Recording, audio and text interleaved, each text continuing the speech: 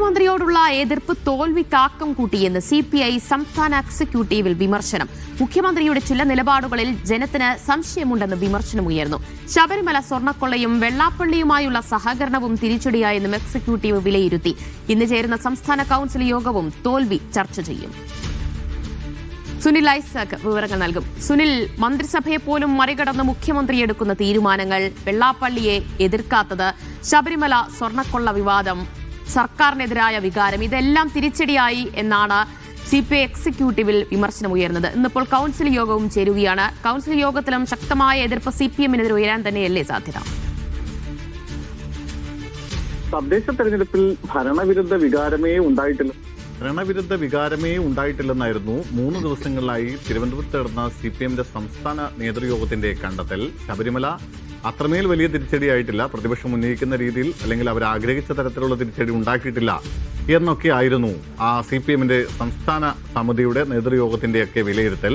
പക്ഷേ അതിനെ പൂർണ്ണമായും അപ്പാടെ തള്ളുകയാണ് CPI. LDF-ലെ പ്രധാനപ്പെട്ട രണ്ടാമത്തെ ഘടകകക്ഷിയായ CPI-ക്ക് പക്ഷേ അഭിപ്രായം അങ്ങനെയല്ല. അവരുടെ ഇന്നലെ ചേർന്ന എക്സിക്യൂട്ടീവ് സെക്രട്ടേറിയറ്റ് യോഗങ്ങളിൽ അതിരൂക്ഷമായ വിമർശനമാണ് CPM-നും മുഖ്യമന്ത്രി അടക്കമുള്ള ആളുകൾക്കുമെതിരെ ഉയർന്നിരിക്കുന്നത്. അതിൽ പ്രധാനമായും നേതാക്കൾ അക്കമിട്ട് നിരത്തുന്ന കാര്യങ്ങൾ പലതുണ്ട്. അതിലൊന്ന് ഭരണവിരുദ്ധ വികാരം ഉണ്ടായിട്ടുണ്ട്. മാത്രമല്ല അതിനൊപ്പം മുഖ്യമന്ത്രി വിരുദ്ധ വികാരവും ഈ തെരഞ്ഞെടുപ്പിൽ തിരിച്ചടിക്ക് കാരണങ്ങളിലൊന്നായി എന്നാണ് CPI-യുടെ വിലയിരുത്തൽ.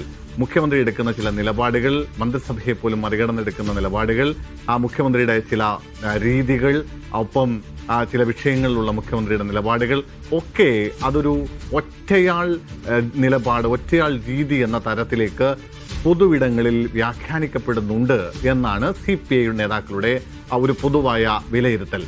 മാത്രമല്ല വെള്ളാപ്പള്ളി നടേശൻ വിഷയം, അത് വലിയ തീവ്രമായി ന്യൂനപക്ഷങ്ങൾക്കെതിരെ അതിതീവ്രമായ രീതിയിൽ വർഗീയ പരാമർശങ്ങൾ നടത്തിയ വെള്ളാപ്പള്ളി നടേശനെ കൂടെ ചേർത്ത് നിർത്തി വെള്ളാപ്പള്ളി നടേശൻ പലപ്പോഴും മുഖ്യമന്ത്രിയുടെ ഒരു മെഗാഫോണായി പരിണമിക്കുന്ന കാഴ്ചകൾ പലപ്പോഴും കാണുന്നുണ്ട്.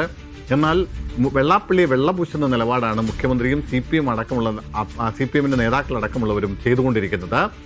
CPM-ഓ മുഖ്യമന്ത്രിയോ വെള്ളാപ്പള്ളിയെ തിരുത്താനോ തള്ളിപ്പറയാനോ തയ്യാറാകാതിരുന്നത് ന്യൂനപക്ഷ വോട്ട് വിഭാഗം LDF-ൽ നിന്ന് അകന്നു പോവാനുള്ള കാരണങ്ങളിൽ പ്രധാനപ്പെട്ടതെന്നാണ് CPI-യുടെ പൊതുവായ വിലയിരുത്തൽ.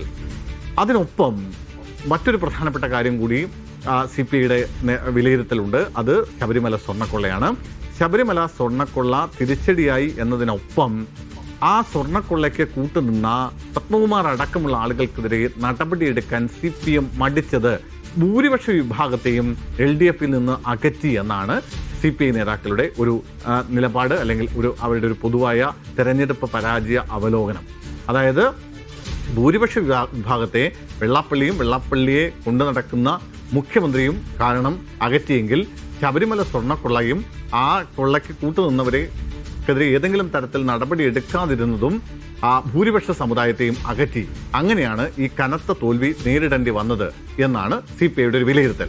ഒപ്പം ഈ ഭരണവിരുദ്ധ വികാരം കൃത്യമായി ഉണ്ടായിട്ടുണ്ട് എന്നുകൂടി CPI പറഞ്ഞു വെക്കുന്നുണ്ട്. അതിന്റെ കാരണമായി അവർ ചൂണ്ടിക്കാണിക്കുന്നത് തെരഞ്ഞെടുപ്പിന് 1-2 ആഴ്ചകൾക്ക് മുമ്പാണ് വലിയ ക്ഷേമ പെൻഷനുകളടക്കം ക്ഷേമ പദ്ധതികളടക്കമുള്ളവയുടെ പ്രഖ്യാപനമുണ്ടായത്. അങ്ങനെ ഭരണവിരുദ്ധ വികാരം ഉണ്ടായിരുന്നില്ലെങ്കിൽ ഈ പദ്ധതികളുടെ പ്രഖ്യാപനങ്ങളിലൂടെയൊക്കെ ജനങ്ങൾക്ക് ആ LDF-മായി അവർ കുറെ കൂടി അടുക്കുകയും വോട്ട് LDF-ന് ലഭിക്കുകയും ചെയ്തേനെ. പക്ഷേ വലിയ തോതിലുള്ള ഭരണവിരുദ്ധ വികാരം ഉണ്ടായിട്ടുണ്ട് എന്നാണ് CPM-ന്റെ വിലയിരുത്തലിന് വിരുദ്ധമായിട്ടാണ് CPI തദ്ദേശ തെരഞ്ഞെടുപ്പ് ഫലം വിലയിരുത്തുന്നത് എന്നതാണ്. അതിൽ CPM-നെതിരെ, സർക്കാരിനെതിരെ, എന്തിന് മുഖ്യമന്ത്രിയെ തന്നെ ലക്ഷ്യമിട്ടുകൊണ്ടുള്ള വിമർശനങ്ങളാണ് ഇന്നലെയുണ്ടായ എക്സിക്യൂട്ടീവിൽ വിമർശനമുയർന്നത്. ഇന്നിപ്പോൾ സംസ്ഥാന കൌൺസിലും ചേരുകയാണ്. അതിലും ശക്തമായ വിലയിരുത്തലുകൾ, വിമർശനങ്ങളും എതിർപ്പുകളും തന്നെയായിരിക്കും ഉണ്ടാവുക എന്നതും ഉറപ്പാണ്. സുനിൽ